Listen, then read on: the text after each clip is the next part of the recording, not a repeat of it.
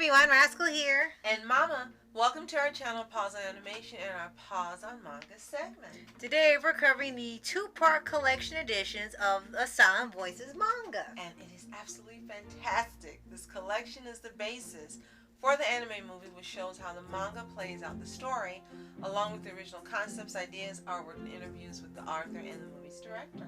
And before we start, be sure to like, subscribe, and notifications for some future podcasts and more pause videos. Absolutely. Thank you so much for joining us for this. And this was originally recommended to us, the movie itself, by Sylvian 14. Yes. And we never planned on reading the manga, but I went to the library one day and they had this humongous volume. And it was so big, I thought it was the complete works. Right. Then got home and saw it was only part 1. And part 2 is just as huge. You should be seeing a picture of that. And it's fantastic, though, the way it's been collected and what it includes. Extras that weren't originally in the manga itself. Right. Including more information on how originally Shoya was supposed to die in the manga. Yeah, and not only that, the story was also supposed to be much shorter. It was even just a one-shot at one point. It was just one type of story and finished. Then it was so well liked they did it again, made it slightly longer, but again, a one-shot. Then it kept being praised that it ended up being turned into a full-on series to expand everything. And we saw them in the manga series, right? Yeah. And we saw the movie first, right, before we read the manga, as we mentioned. Right. It was available on Netflix at the time, so we went and gave it a watch. And we do remember Sylvian telling us there was more to it, that the movie ended. Yeah, and longer before the manga, and now we've gotten to see exactly what she was saying. That's right. There are quite a few scenes that were left out of the movie because of the subject matter or harshness of the scenes, or it was the end of the manga where it took place maybe a year later after the story. The movie ends at a certain point, but it was actually a little more afterwards. And they chose to leave out some scenes that were deemed a little too harsh for the film. Though the manga still praised, the movie still praised, it looks like they didn't want to have people get the wrong idea about the movie where it would just be nothing but misery and living, and I don't think that's what they want to do. They want to show the redemption and showing the light rather than just only showing the misery of all the characters. Right. And for those of you not familiar, this manga series is written and illustrated by Yoshitoki Oima, and it was originally published back in 2013 through 2014 in the Weekly Shonen magazine. As you mentioned, they got a manga adaptation and an anime film back in September 2016. Yeah. And it's considered just a drama. That's the genre that it's in, shonen drama, and that's it. And the characters are really very detailed, very complex. There isn't one character in here that's just light or one note. Right. And the way that the story unfolds allows that to happen. Yes. In the manga, as Rascal mentioned, it starts out much rougher than the movie did. And I'm sure, like, we've read some reviews online and people speaking, it actually took me back to thinking about when I was bullied. And it was closer to what happened in the book than what happened in the manga, which was what happened in the manga than what happened in the movie. It was really, really rough. It was like, I started thinking about it, I was like, wow, if they had put this in the movie, I don't think the movie would have been as successful. Right. Excuse me, guys, because people would have been focusing on their own experiences. Right. And I had to literally just take myself out of that mindset, away from going back to what happened, and just focus on the story itself and what it had to offer. Yeah. But it was that well written and that powerful in how it was unraveled in the manga. Yeah, I agree. It had that ability to reach inside. Yeah. And have you relate and empathize if you've been in this situation, right? Which I have. And same for me when I was reading the first edition, the first volume edition. And you're right, it's crazy how it's so written that it has this effect, and it probably wasn't even intended to be that thorough, but it ended up being so written. That's what happened.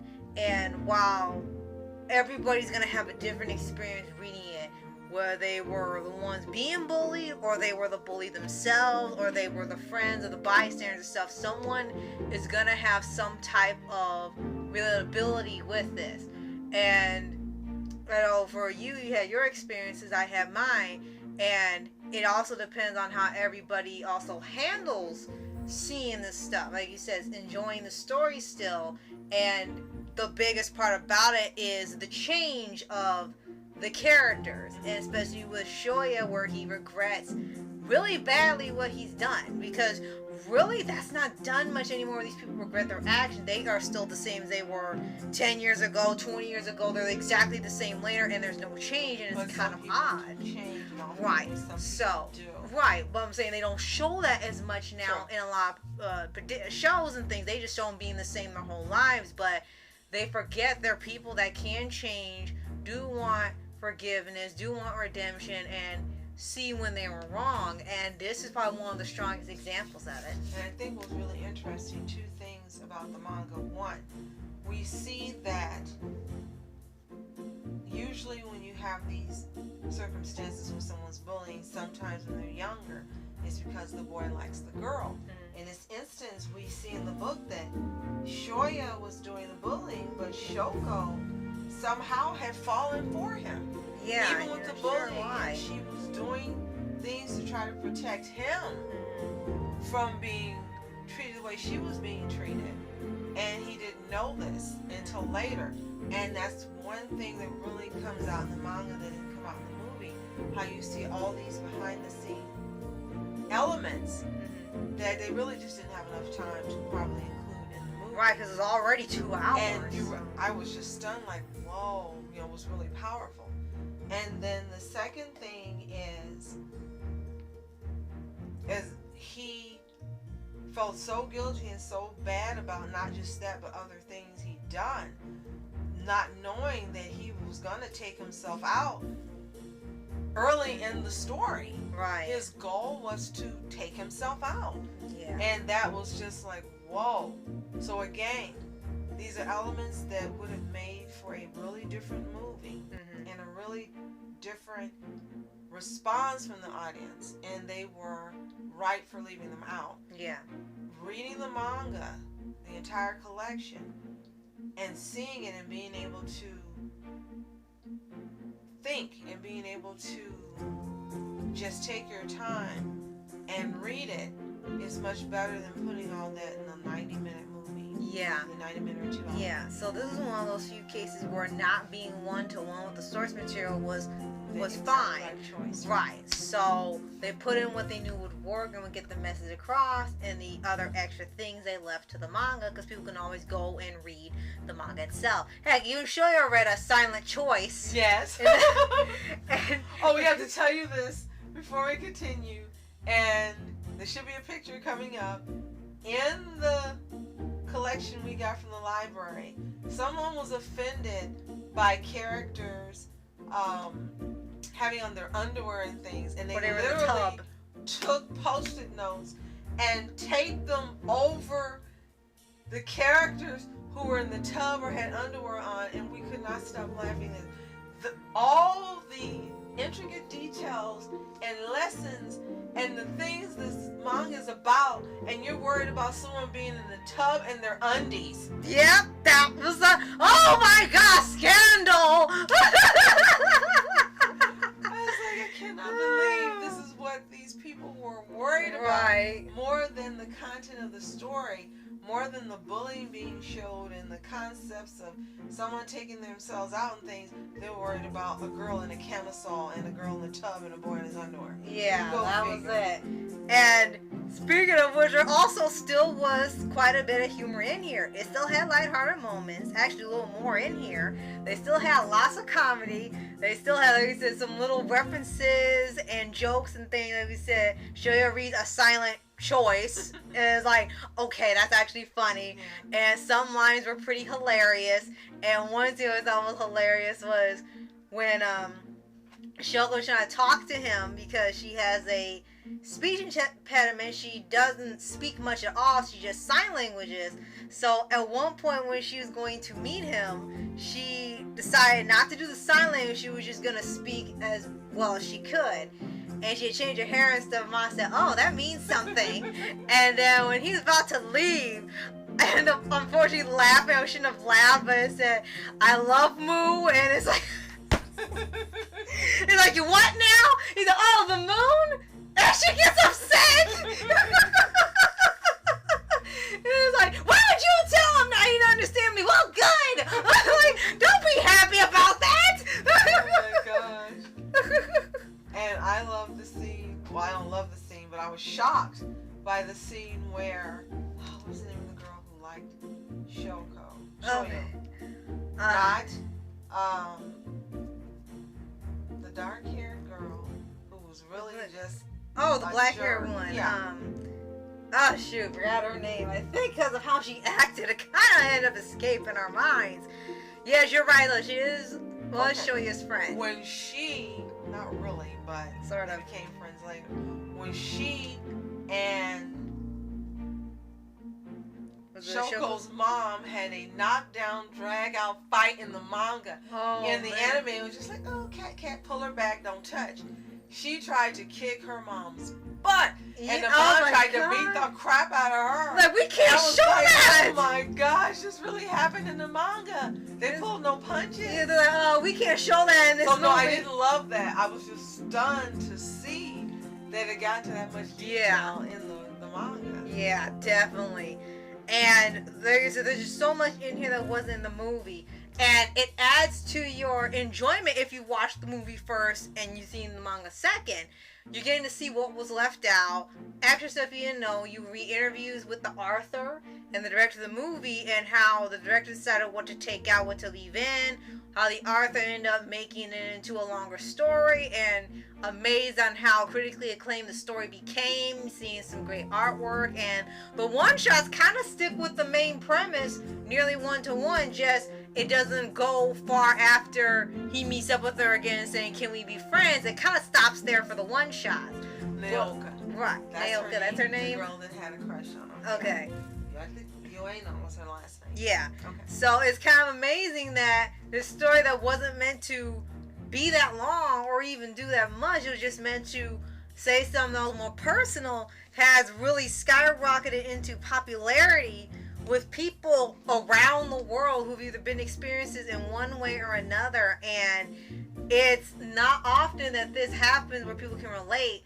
And the most, with the trend now going on with movies and shows of portraying anxiety in shows and movies of people having attacks or fears and things and how people handle it, this would definitely be popular again if it doesn't even have like an expiration date or, "Oh, this feels dated" or anything. It's present day, but the message in here, it speaks volumes that it doesn't even have to be like, "Oh, it's going to be outdated after a few more years or a decade."